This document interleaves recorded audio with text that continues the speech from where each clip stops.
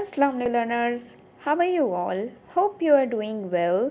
सो आज की ये वीडियो है जनरल हिस्ट्री पार्ट 1 के मोस्ट इम्पॉर्टेंट टॉपिक्स में बता रही हूँ, हिस्ट्री ऑफ साउथ एशिया। ठीक है, तो ये आप देख लीजिए, जो मैंने अंडरलाइन किए हुए हैं ना, ये टॉपिक्स हैं। ठीक है, ये पूरे टॉपिक्स हैं। अच्छा, सबसे पहली बात आपको मैं बता दूँ, हिस्ट्री में क्या होता है। हिस्ट्री में जिस तरह के सवाल आते हैं, या तो वो शख्सियत के बारे में सवाल आता है, या फिर वो किसी सिचुएशन के बारे में, किसी इवेंट के बारे में सवाल आता है। ठीक है, कोई जंग होती है या कोई भी सिचुएशन होती है इस तरह की। तो जब भी शख्सियत के बारे में कोई सवाल आए, ठीक है, शख्सियत के बारे में जब भी सवाल आता है तो आपने उसको उसकी पैदाइश से लेके उसके मरने तक पूरा आंसर लिखना है, चाहे आपसे सवाल में कुछ भी पूछा हो। ठीक है, तो कोशिश कीजिए, शुरुआत कीजिए उसकी पैदाइश से और ख़त्म कीजिए उसके मरने पर। ठीक है, अब आ जाता है जो सिचुएशन।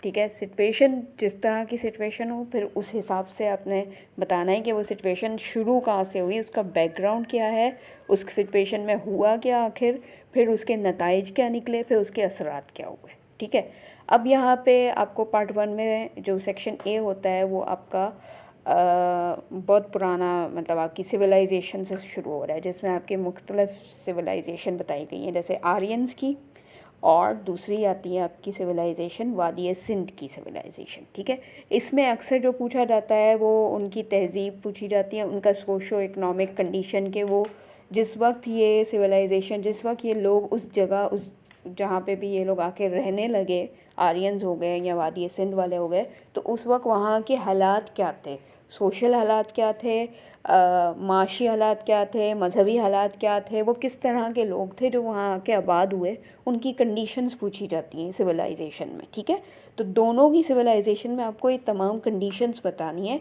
कि माशरती, मजहबी, सियासी पहलू उनके किस तरह के हालात थे, वो किस तरह के हालात में रहते थे, उनके क्या आर्ट था, क्या उनका आर्किटेक्चर था, क्या लिटरेचर था, क्या रहन सहन था, क्या खाते थे, क्या पीते थे, किस तरह से कारोबार करते थे, किस तरह से अपनी ज़िंदगियाँ गुजारते थे। तो ये हो गई सिविलाइजेशन। दूसरी चीज़ आ जाती है, जैसे कि फॉर एग्ज़ाम्पल ये देखें, बुद्धिज़्म का बारे में पूछा है। ठीक है, बुद्धा से ही बुद्धिज़्म आया है। ठीक है, गौतम बुद्धा और उससे बुद्धिज़्म आया है। एक सवाल ये आता है कि rise and fall of Buddhism. ठीक है, और दूसरा सवाल गौतम बुद्धा का आता है, ये ऑल्टरनेटिव ईयर्स में आता है। आपको मैं दिखा देती हूँ, ये देखें नोट में आया हुआ है, और इधर एक और जगह पे था, life and teaching of Gautam Buddha. ठीक है, ये 3 तरह के सवाल बनते हैं। लाइफ एंड टीचिंग, सॉरी 3 नहीं, 2 तरह के सवाल बनते हैं। लाइफ एंड टीचिंग में आपको गौतम बुद्धा का पैदाइश से लेकर लास्ट तक बताना है कि उसकी पैदाइश कहाँ हुई, फिर उसने किस तरह ज़िंदगी गुजारी, फिर उसकी ज़िंदगी में क्या क्या उतार चढ़ाव आए, क्या क्या उसकी ज़िंदगी में हुआ, ये इसका पूरा आ जाएगा। फिर आपसे जब rise and fall of Buddhism पूछेंगे कि बुद्धिज़्म जो है,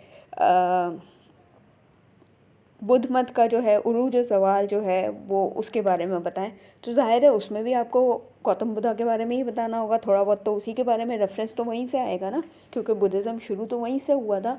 तो रेफरेंस वहाँ से करके फिर राइज एंड फॉल पे आपको आना है। ठीक है, ज़वाल और उरूज कैसे हुआ, क्या हुआ, ज़ाहिर है उसकी ज़िंदगी से ही शुरू होगा ना, टॉपिक तो वहीं से शुरू होगा। ठीक है, ये सारे टॉपिक का सवाल का जवाब एक ही बनेगा, भली सवाल के लफ्ज़ में कुछ भी लिखा हुआ हो, जवाब एक ही आएगा। पूरा टॉपिक आपने A to Z बताना है। ठीक है, इसी तरह सिकंदर आज़म, हिंदुस्तान पे उसके हमले के असबाब और असरात बयान कीजिए। ठीक है, वो भी आपको सिकंदर आज़म की इन्वेजन्स बतानी है कि इंडिया में उसकी इन्वेजन कहाँ थी।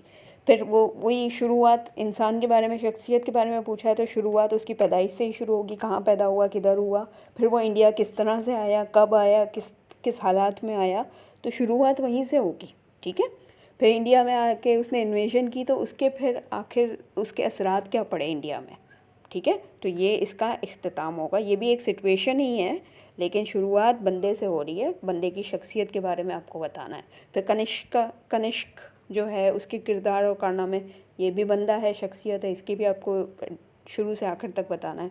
इसी तरह सेक्शन बी में आ जाता है महमूद गज़नवी। ठीक है, महमूद गज़नवी के हिंदुस्तान पे हमले के हवाले से भी सवाल आता है। और महमूद ना सिर्फ एक अच्छे सिपाही, एक अजीम सिपह सलार थे, बल्कि वो एक आला पाया के मेमार सल्तनत भी थे, ये एक डायलॉग आता है, इसके हवाले से सवाल आता है। तो आपको बताना महमूद गज़नवी की शुरुआत से लेके आखिर तक ही बताना है, जिसमें हिंदुस्तान पे हमले लाजमी मेंशन होंगे, उसके असबाब असरात भी मेंशन होंगे। तो ये पूरा टॉपिक ही है, चाहे आपसे सवाल में सिर्फ हमलों के बारे में पूछा जाए या सवाल में उसके किरदार, उसके सिपहसालार होने के बारे में या अजीम सिपहसालार होने के बारे में पूछा जाए। समझ रहे हैं मेरी बात?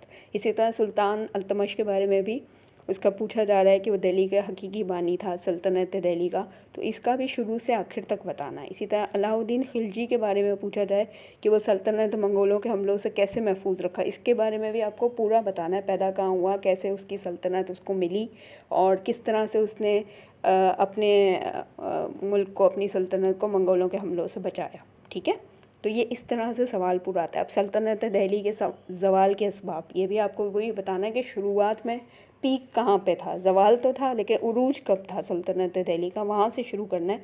उरूज एक टाइम पे था, उसके बाद फिर ज़वाल ज़वाल ज़वाल ही हुआ है। ठीक है, तो वो आपको इस तरह से जवाब देना है कि पूरा टॉपिक हो। और यही सारे टॉपिक आप देख सकते हैं, पास पेपर में खोल के देखिए, रिपीटेडली यही आए हैं। तो ये जो मैंने आपको 2 सालों के दिए हैं, 2 सालों के भी नहीं बल्कि पिछले साल के BA ओल्ड रजिस्ट्रेशन वालों का ये पेपर है और ये ADA वालों का पेपर है। एग्जैक्ट यही वर्ड्स हैं, यही चीज़ें आएंगी, इसके अलावा कोई और टॉपिक नहीं आएगा। तो इसमें से आप आराम से, मैं तो कहती हूँ कोई 10 टॉपिक याद करके चले रहें, आपका पेपर आराम से हो जाएगा, इसी में से आएगा इंशाल्लाह। ठीक है, फिर मिलती हूँ नेक्स्ट वीडियो के साथ। अल्लाह हाफ़िज़।